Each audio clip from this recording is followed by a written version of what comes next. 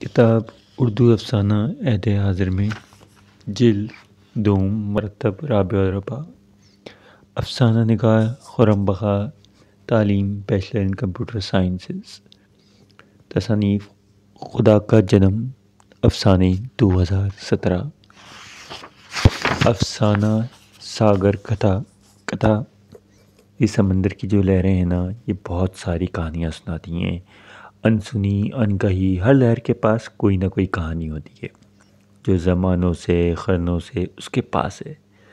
جب میں سمندر میں پیر ڈال کر بیٹھتا ہوں تو لہریں یہ کہانیاں چپکے سے میرے اندر اتار دیتی ہیں۔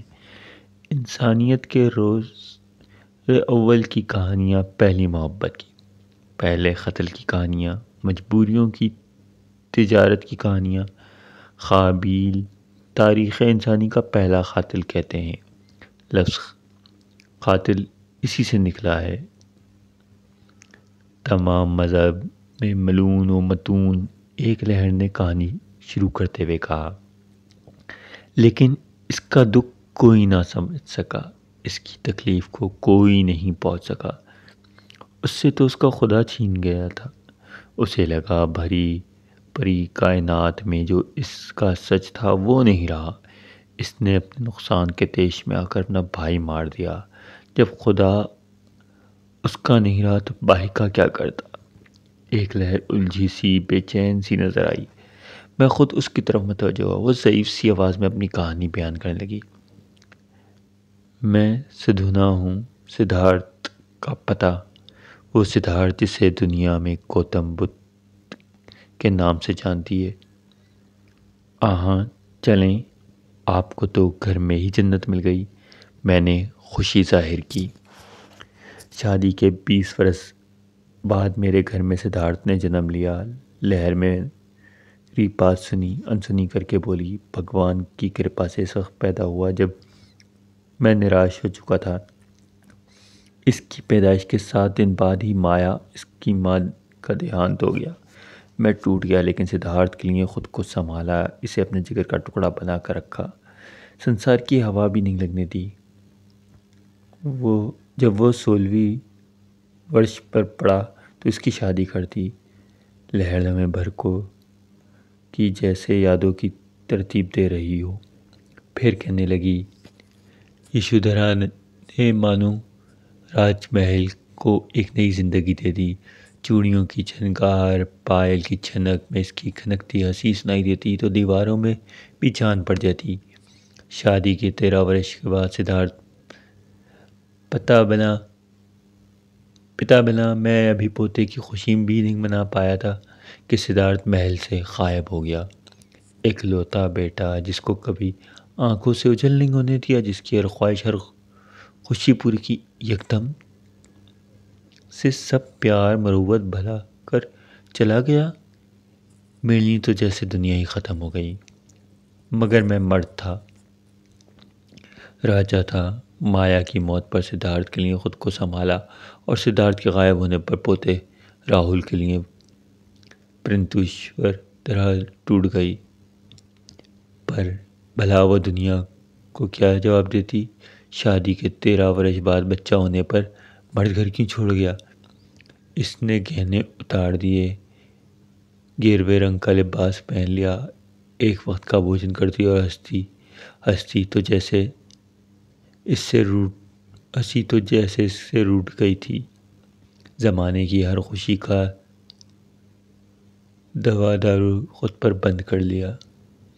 سونی سیاہ راتوں کی کہانی وہ کس کو سناتی بھگوان جانے۔ جب بچہ اکیلے میں توتلی زبان میں باپ کے بارے میں پوچھتا ہوگا تو کیسے بہلاتی ہوگی۔ مجھے ایسا لگا کہ لہر کی آواز رند گئی ہے۔ میں یشودھرا کو دیکھتا تو من میں ایک بھالا سا اتر جاتا۔ اس کی خاموش نظریں جیسے مجھے دوشی کہتی۔ پھر ایک دن سدھارتھ کا پتہ مل گیا۔ پتہ چلا کہ وہ مہاتما ہو گیا ہے، بدھا ہو گیا، اسے نروان مل گیا ہے، روشنی مل گئی ہے۔ پرنتو کسی نے سوچا کہ نروان کی روشنی میں میری آنکھوں کی جیوت بجھ گئی، میری بہو کی مانگ کی کہکشاں سنی پڑ گئی، میرے پوتے کا بچپن اندھیرا ہو گیا۔ اس دفعہ لہر رو پڑی اور ایک دم سے سکوت ہو گیا سمندر میں۔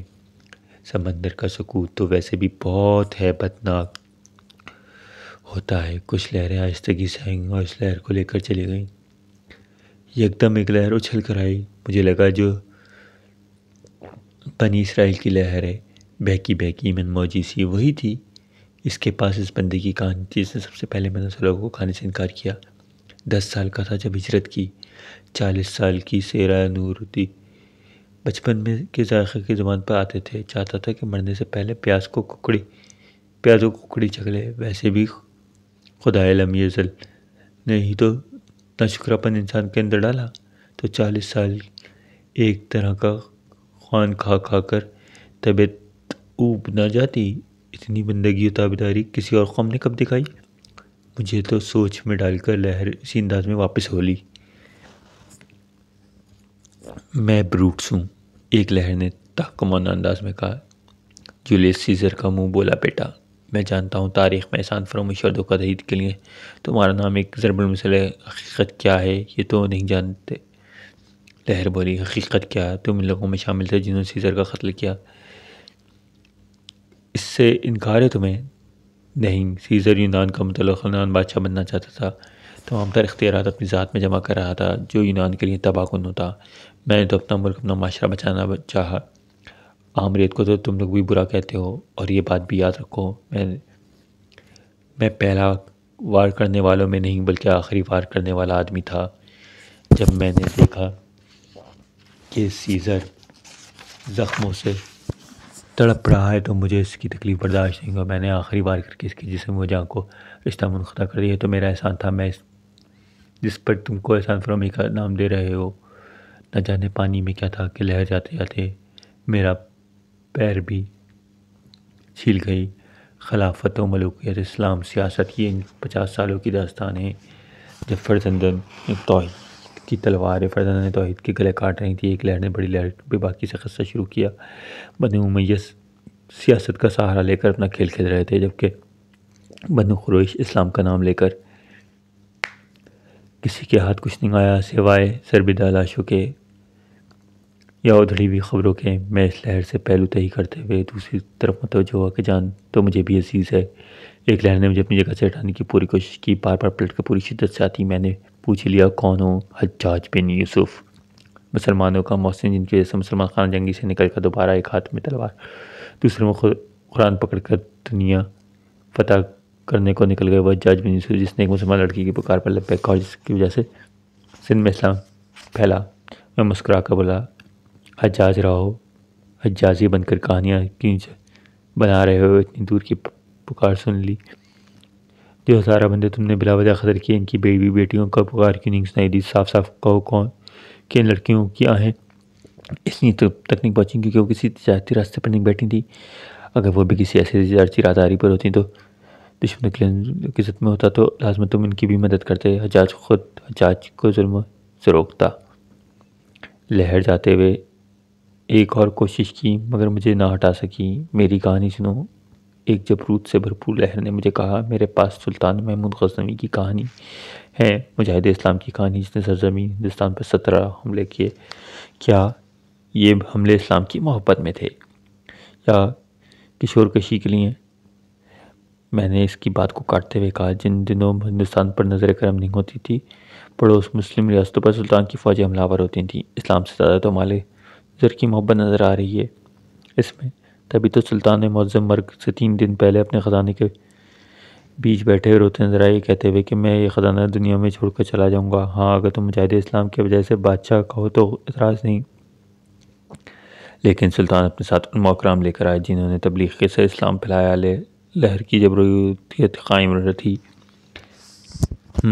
میں سوچتا ہوا بولا، حضرت عثمان علی اجویری المعروف داتا گنج بخش تمہارے فوجی غریب دیہاتوں کے ڈور ڈنگر ہانک کر لے جاتے تھے، ان کو واپسی اسی وقت ملتے تھے جب وہ داتا صاحب سے قبول اسلام کا رخا لے کر آتے تھے۔ کسی حکمران کی سنجیدگی اور ایمانداری سے ترویج اسلام کی کوشش نہیں کی، ورنہ یہ ممکن نہ تھا کہ 1000 سال کے بعد بھی یہاں غیر مسلموں کی اکثریت ہوتی۔ لہر جاتے ہوئے بھی اپنی ہیبت ناک دکھانا نہ بھولی اور مجھے جگہ سے ہلا دیا۔ ایک لہر ایسی میری طرف پڑی جس کی کوئی ٹڈی دل لشکر ہو۔ کے پاس چنگیز خان کی کہانی تھی۔ چنگیز کی کہانی؟ میں نے خوش دلی سے کہا، آؤ میرے گدڑیے بادشاہ، تم غالباً پہلے بادشاہ تھے جو ون ورلڈ آرڈر بنانے نکلا تھا، اس چکر میں تم ظلم و بربریت کی علامت بھی بن کر رہ گئے۔ میں اور ظلم و بربریت کی علامت؟ لہر نے حیرانی سے پوچھا۔ ہاں تو اور کون؟ میں نے کہا، میں نے صرف ان لوگوں پر ظلم کیا جنہوں نے میری اطاعت سے انکار کیا۔ میرے مقابلے برابر یہ کام میں نے بھنگ دہل کیا، انسانیت، امن یا بھائی چارے کا لبادہ اوڑھ کر نہیں۔ ایسا ظلم نہیں کہ ایک بندے کو مارنے کے لیے سینکڑوں بے گناہ بچوں کو معذور کر دوں۔ یہ کام تو صرف مہذب دنیا کے درندے ہی کرتے ہیں۔ میں نے لاجواب ہو کر کہا، تم نے خاتم خانے بھی تو جلوائے تھے، کتنا علم ضائع ہوا تمہاری وجہ سے۔ جو کتاب علم عزت کی موت کا راستہ نہیں سکھا سکتا، میں اسے اپنی قوم کو کیسے پڑھنے دیتا؟ ایسے علم کو جس سے تفریق و نفرتیں پھیلیں، فرقہ بندی ہو یا دریا بردی ہونا چاہیے، نہ کہ لوگوں کے دماغ میں بسیرا کریں۔ لہریں آئی تھیں ویسے ہی واپس بھی ہو گئیں۔ ایک لہر بڑی خاموشی سے جاری تھی، خود ہی سے پکارا، کیا تمہارے پاس کوئی کہانی نہیں سنانے کے لیے؟ میرے پاس سونی کی بھابھی کی کہانی ہے، لہر نے دھیمے سے کہا۔ وہ ظالم عورت جس نے سونی کا گھڑا تبدیل کر دیا تھا؟ میرے لہجے میں غم سے زیادہ غصہ تھا۔ نہیں، لہر نے میرے لہجے کی پرواہ کی بغیر کہا، وہ بہو جس کو اپنے سسرال کی عزت بہت عزیز تھی، جو نہیں چاہتی تھی کہ اس کے گھرانے کی ایک عورت رات کی تاریکی میں کسی خیر مرد سے ملنے جائے۔ تمہیں پتہ نہیں کہ رات کی تاریکی میں کیا کیا گناہ پلتے ہیں؟ میں نے تو صرف اپنے خاندان کی عزت بچانی چاہی تھی، دنیا کچھ بھی کہے مجھے اس کی پرواہ نہیں۔ وہ ایک نئی سی لہر گویا پاؤں میں لپٹ سی گئی اور بین کرتی ہوئی بولی، 2 گز بھی زمین نہ ملی کوئے یار میں۔ بادشاہ ظفر؟ میں نے سوالیہ لہجے میں پوچھا۔ شہنشاہ ہند ابو الظفر سراج الدین محمد بہادر شاہ غازی نحیف سی لہر کی آواز گونجدار تھی۔ القاب سن کر میں ہنستا ہوا بولا، بدقسمتی سے آپ کی قرآن اتنے علاقے پر بھی نہیں تھی جو ان القاب کا بوجھ اٹھا سکتا۔ علاقہ خیر بہت دور کی بات ہے، آپ کی قرآن اپنے حرم میں بھی نہیں تھی۔ یہی بات اگر تم دربار میں کرتے تو تمہاری زبان کاٹ دی جاتی۔ لہجے کی فرونیت ابھی بھی قائم تھی۔ آپ کی فرمان روائی میں دربار کی شاعر غالب کو 6 ماہ کی قید ہوئی تھی، آپ تو اسے بھی شاہی فرمان سے رہا نہ کروا سکے، مجھے کیسے سزا دیتے؟ شاہ عالی مرتبت؟ میرے لہجے میں تمسخر تھا۔ صحیح کہہ رہے ہو، لہر اپنی بات سے پلٹتی ہوئی بولی، گویا آج بھی کردار کی پختگی شخصیت کا حصہ نہ تھی۔ جنت مکانی اور اورنگزیب عالمگیر کی سلطنت کے زوال تو بہت تیزی سے ہوا، ہم تک تو بچا کچا اقتدار آیا۔ یہ مغل القاب کے معاملے میں اتنے فراخ دل کیوں تھے؟ میرا حادثہ تھا۔ اورنگزیب نے اپنے دور اقتدار میں صرف بغاوتوں کو فرو کرنے میں گزار دیا، اور عالمگیری ایسا کہا جاتا ہے جیسے پوری دنیا فتح کر لی گئی تھی۔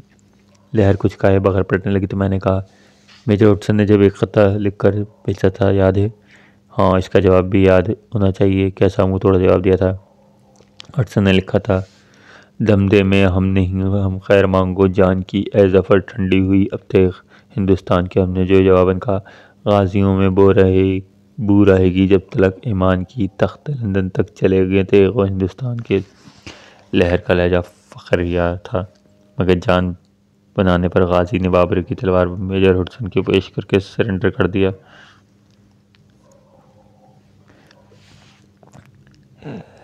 میں نے ٹھنڈی سانس لے کر کہا، جتنی محنت آپ نے شاعری کی نوک پر سنوارنے میں کی، اس سے آدھی محنت بھی اگر اپنی فوج پہ درستگی لگا دی تو شاید عمر کے آخری ایام رنگون میں نہ گزارنے پڑتے۔ کاش یہ منہ توڑ جواب میدان جنگ میں دیتے تو آج تک 2 گز زمین کا بین نہ کر رہے ہوتے، اور نہ ہی اپنے شہزادوں کا سر تشتری پر۔ لہر میری بات مکمل ہونے سے پہلے ہی چلی گئی۔ ایک اونچی سی لہر نے مجھے پورا بھگو دیا۔ زچ ہو کر پوچھا، کیا تم لہروں میں ہٹلر ہو؟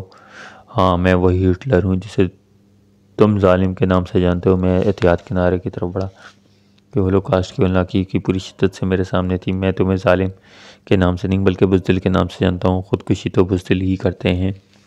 میرے لہجے میں نحوست تھی۔ لہر کی ایسی آواز آئی، پھر بولی، ذرا 10 قدم چل کر تم بھی یہ بزدلی کر لو۔ پھر ایک بھرپور خلخلہ گونجا، اپنی جان لینا اتنا آسان نہیں، میں دنیا کو بتایا اگر جان لے سکتا ہوں تو دے بھی سکتا ہوں۔ میں کنارے کی طرف بڑھتے ہوئے قدم روک کر کہا، لیکن تم نے جو ظلم کیا؟ ایک طنزیہ سی آواز میں جواب آیا، کیوں؟ کیا ہیروشیما ناگاساکی پر بم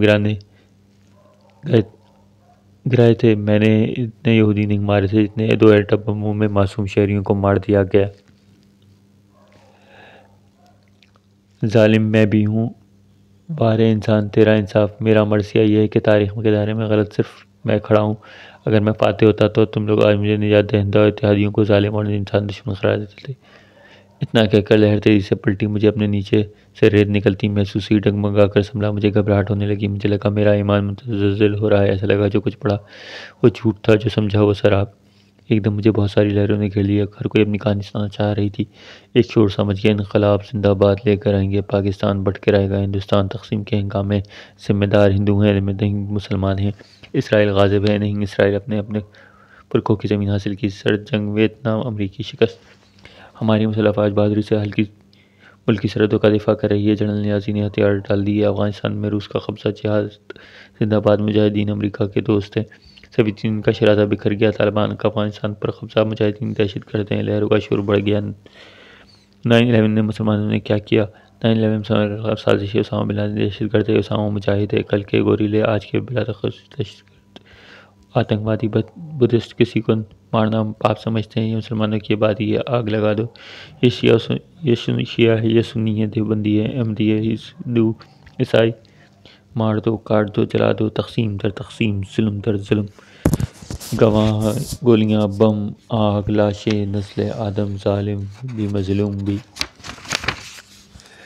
یکدم میرے پیروں کی ہمت جواب دے گئی، میں گر پڑا، لہریں مجھے کشا کشا گہرے سمندر میں دھکیلے لے گئیں۔